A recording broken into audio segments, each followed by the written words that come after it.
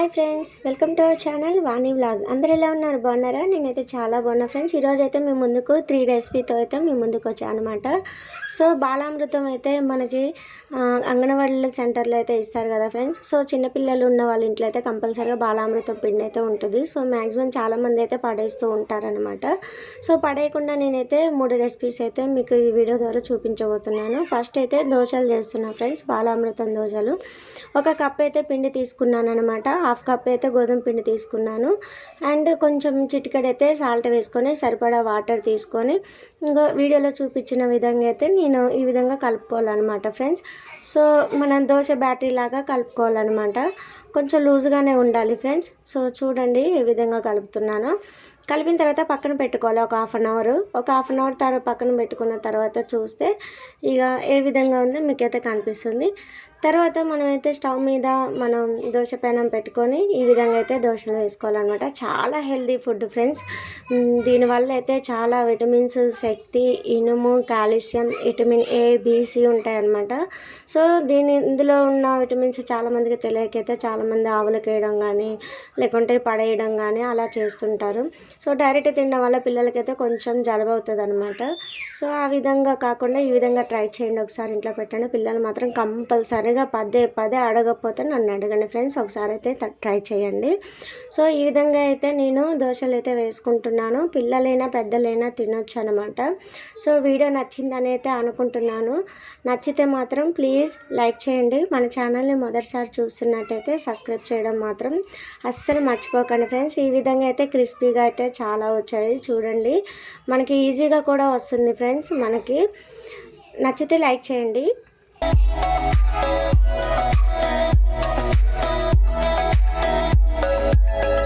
So second recipe అయితే బూరెలు friends.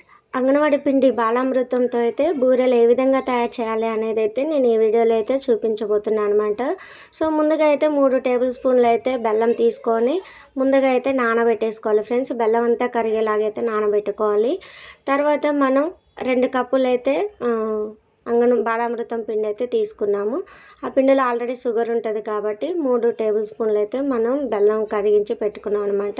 So వీటికైతే ఒక 3/4 కప్ అయితే గోధుమ పిండి అవసరం అయితే పడుతుంది ఫ్రెండ్స్. ఎందుకంటే కొంచెం యాలకుల పొడి కూడా నేను కచ్చపచ్చ దంచుకొని అయితే వేసుకున్నాను అనమాట. సో బెల్లం ముందుగా కరిగి పెట్టుకున్న బెల్లం కూడా ఇందులో వేసుకున్నాను. ఇందులో కొంచెం సాల్ట్ కూడా వేసుకున్నాను అనమాట. ఇందులో ఆల్రెడీ చక్కెర ఉంటుంది కాబట్టి బెల్లం కొంచెం తక్కువ తీసుకున్నాను. సో స్వీట్ ఎక్కువ తినే వాళ్ళైతే కొంచెం ఎక్కువ కూడా తీసుకోవచ్చు. కొంచెం వాటర్ తీసుకొని నేను వీడియోలో చూపించిన విధంగా మరీ టైట్గా కాకుండా అలానే లూజ్గా కాకుండా ఈ విధంగా అయితే కలిపి అయితే పెట్టేసుకోండి ఫ్రెండ్స్. మినిమం 4 అవర్స్ అయితే నానబెట్టాలన్నమాట. 4 అవర్స్ తర్వాత అయితే నేను ఓపెన్ చేసి చూపిస్తున్నాను ఏ విధంగా వచ్చింది పిండి అనేది అయితే చూడండి. సో ఈ విధంగా అయితే వచ్చేసింది అనమాట ఈ పిండి. మనకైతే ఈ కన్సిస్టెన్సీ అయితే ఇదైతే సరిపోతుంది అనమాట. సో కొంచెంగా అయితే తీసుకోవాలి. నా దగ్గర అయితే ఆయిల్ ప్యాకెట్ ఉంది. ఆయిల్ ప్యాకెట్ని అయితే చింపుకొని ఈ విధంగా అయితే పెట్టుకున్నాను అనమాట బూరెలు ఎత్తుకోవడానికి.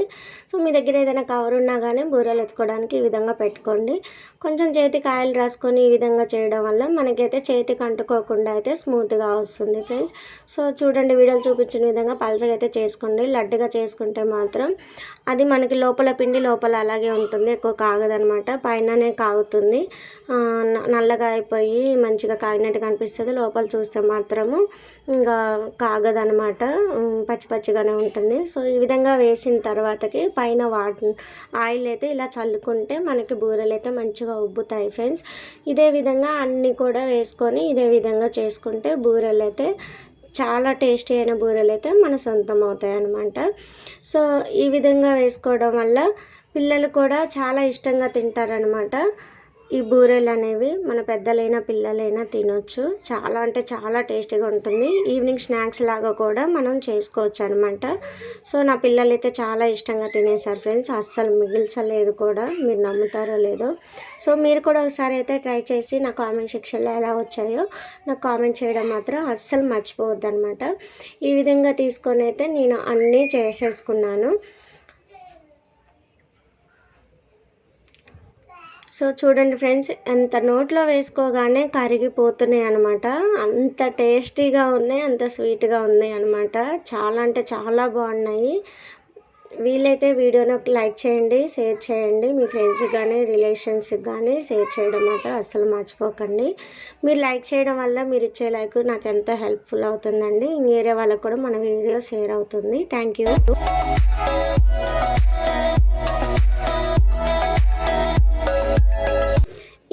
ఇంకొక రెసిపీ వచ్చేసి అయితే మనకి మూన్ బిస్కెట్స్ అండి.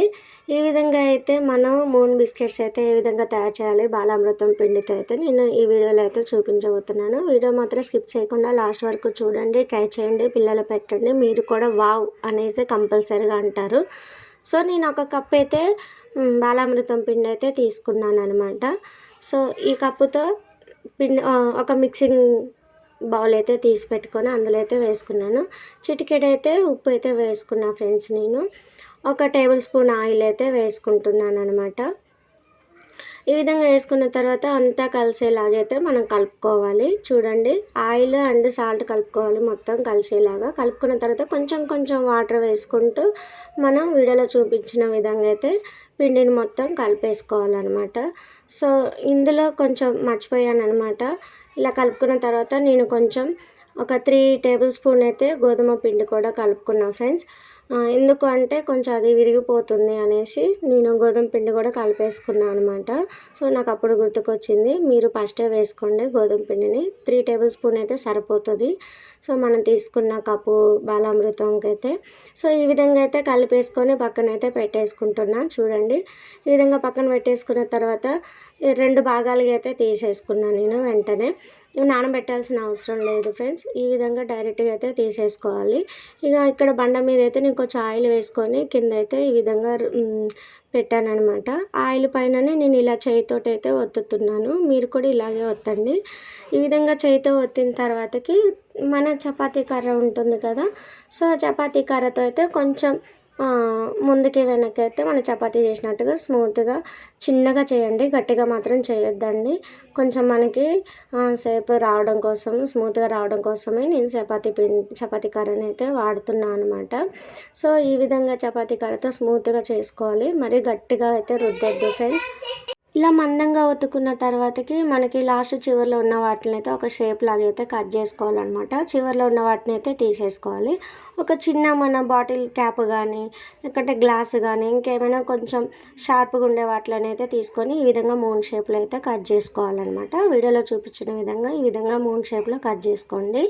చాలా అంటే చాలా బాగుంటుంది. ఇంకా నేను 2 ముద్దలు తీసాను కదా, 2 భాగాలుగా చేశాను కదా, 2 భాగాలు ఇంకో భాగం కూడా సేమ్ ఇదే ప్రాసెస్ చేశాను అనమాట. సో చివరి వాటిని కట్ చేసుకొని సమానంగా ఈ విధంగా తీసేసుకొని అయితే మళ్ళీ మూన్ బిస్కెట్స్ అయితే ఈ విధంగా చేసుకుంటున్నాను. Half moon biscuits, sorry friends, half moon అనమాట. ఇలా చేస్తున్నాను. తర్వాత ఆయిల్ వేడెక్కింది, ఆయిల్ పెట్టుకొని వేడెక్కిన తర్వాత ఈ బిస్కెట్స్ అన్నీ అయితే నేను ఈ విధంగా అయితే వేసి చూస్తున్నాను. చూడండి, ఆయిల్ అయితే మీడియం ఫ్లేమ్లో ఉంటే సరిపోతుంది, హై ఫ్లేమ్ అవసరం లేదు ఫ్రెండ్స్. సో మనం ఆయిల్ అందులో వేయగానే ఒక 1 మినిట్లోనే మనకి వెంటనే అవి విడిపోతాయి అనమాట. అప్పుడు మనం కలుపుకుంటే బాగుంటుంది, విరిగిపోకుండా ఉంటాయి అనమాట, లేకుంటే విరిగిపోతాయి ఫ్రెండ్స్.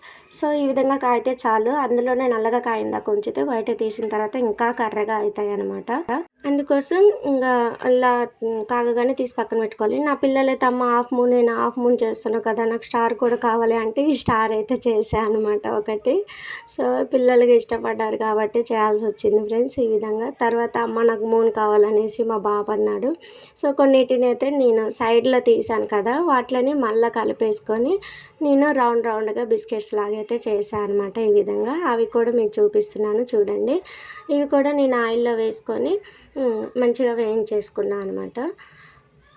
ఎక్కువగా గోల్డెన్ కలర్లోకి వస్తే చాలు ఫ్రెండ్స్, బయట తీసేయండి వెంటనే.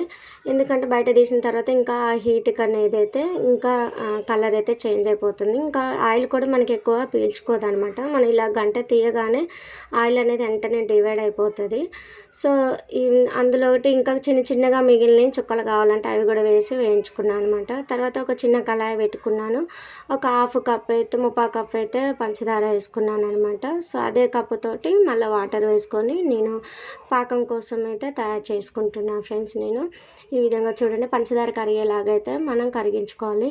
తర్వాత కొంచెం యాలకుల పొడి అయితే వేసేసుకొని తిప్పుకుంటున్నాను అనమాట.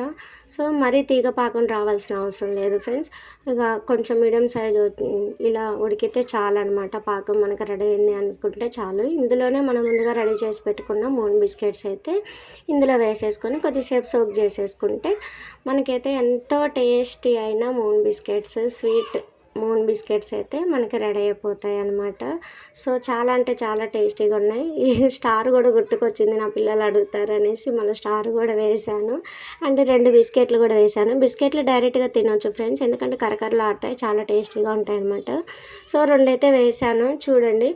ఇంకా వెంటనే వేడి మీద అలా చేశాను అనమాట, అందుకే తొందరగా తునిగిపోయింది. కానీ కొంచెం చల్లారిన తర్వాత తింటే కరకరలాడుతూ చాలా టేస్టీగా ఉన్నాయి. ఇవైతే కొద్దిసేపు తర్వాత నేను పాకంలోంచి తీసినవి. చూడండి ఎంత జ్యూసీగా, అసలు చూస్తుంటే నోరూరిపోతుంది కదా ఫ్రెండ్స్. చాలా అంటే చాలా టేస్టీగా ఉందన్నమాట.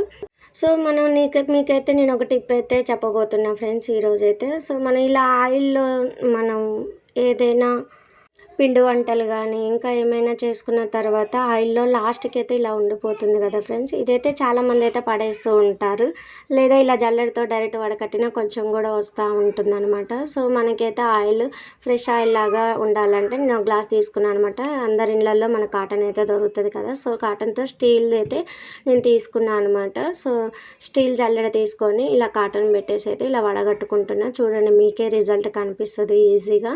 సో మనం ఈ కాటన్లో ఇలా ఆయిల్ వేసేసుకుంటే మనకైతే ఫ్రెష్ ఆయిల్ అయితే వస్తుంది అనమాట. ఆ లోపల ఉన్నది అయితే డివైడ్ అయిపోతుంది, లోపలైతే పడిపోదు అనమాట. చాలా అంటే ఈజీగా తీసేయచ్చు మనం ఈ లోపల దాన్ని.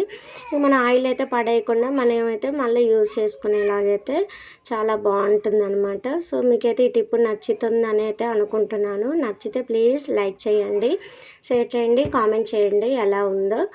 సో ఈ విధంగా అయితే పిండేస్తున్నా చూడండి. కాటన్ మొత్తం ఇలా పిండేసుకుంటే మనకైతే ఫ్రెష్ ఆయిల్ అయితే ఉంటుంది, లోపల డస్ట్ లోపలనే ఉండిపోతుంది కాటన్లో. చూడండి ఫ్రెండ్స్. సో వేడి ఆయిల్ అయితే నేను ఫస్ట్ చూపించాను కదా ఒక జల్లెడ. సో ఆ జల్లెడలో అయితే వేయకండి, స్టీల్ జల్లెడ కాకుండా ప్లాస్టిక్ జల్లెడ, అదైతే ముడసకపోయి అదిగా పనికి రాదు కూడా. సో చూడండి ఫ్రెండ్స్, ఆయిల్ ఫ్రెష్ ఆయిల్ లాగా ఎలా వచ్చిందో, చాలా బాగా వచ్చింది కదా. సో టిప్ నచ్చిందని అయితే అనుకుంటున్నాను. సెకండ్ టిప్ వచ్చేసి ఫ్రెండ్స్, ఇలా బండల మీద అయితే అప్పుడప్పుడు మనకి కొబ్బరి నూనె కానీ లేకపోతే మన వంట నూనె కానీ ఇలా కింద పడిపోతుంది కదా. పిల్లలు కానీ మనం మీద కాలు పెడితే జారి పడిపోతూ ఉంటాము. సో అలా కాకుండా ఇలా కాటన్ తోటే ఇలా క్లీన్ చేసుకుంటే మాత్రం మన ఆయిల్ కూడా ఎక్కువ స్ప్రెడ్ అవ్వకుండా చూడండి ఎలా వచ్చిందో. అక్కడ ఉన్న ఆయిల్ అంతా కాటన్ తోటి అయితే ఈ విధంగా వచ్చిందనమాట.